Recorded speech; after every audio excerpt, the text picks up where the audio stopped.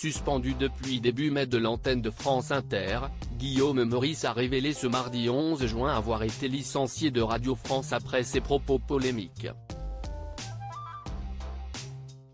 Le verdict est tombé pour Guillaume Meurice.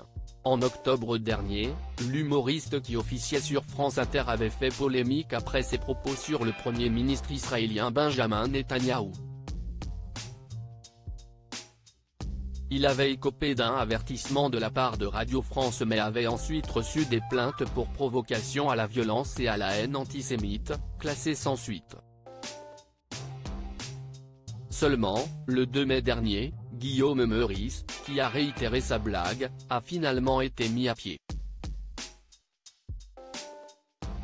Je suis convoqué à un entretien préalable en vue d'une éventuelle sanction disciplinaire pouvant aller jusqu'à la rupture anticipée de mon contrat à durée déterminée pour faute grave, confiait-il sur X.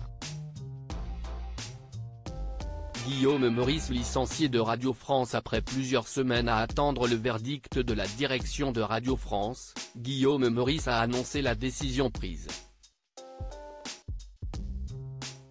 D'après nos confrères du Parisien, il a annoncé qu'il a été licencié pour faute grave.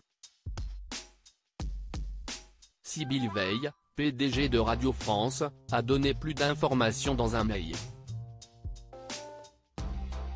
Guillaume Meurice a appris que nous mettions fin à son contrat avec Radio France.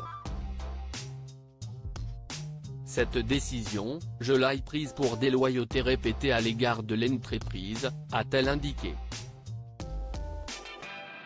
Elle a ensuite complété, ni la liberté d'expression, ni l'humour, n'ont jamais été menacés à Radio France, avant d'affirmer que la chronique de Guillaume Meurice avait conduit l'Arcom à sanctionner le groupe. L'humoriste qui était notamment chronique dans l'émission de France Inter Le Grand Dimanche Soir ne reviendra donc pas à l'antenne. Une décision qui risque de révolter ses anciens camarades qui n'ont pas cessé de lui apporter leur soutien au fil des semaines, mais aussi au fil des émissions sans lui.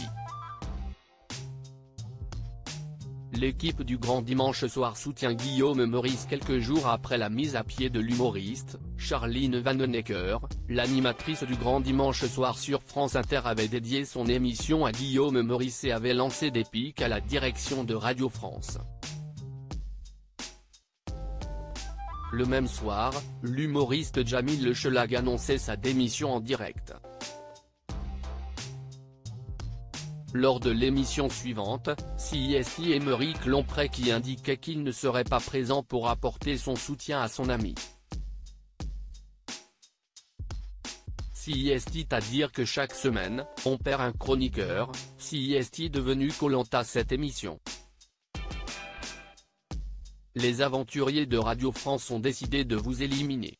Alors, on espère que la sentence n'est pas irrévocable, s'était d'ailleurs amusée Charline Vanhoenacker en début d'émission.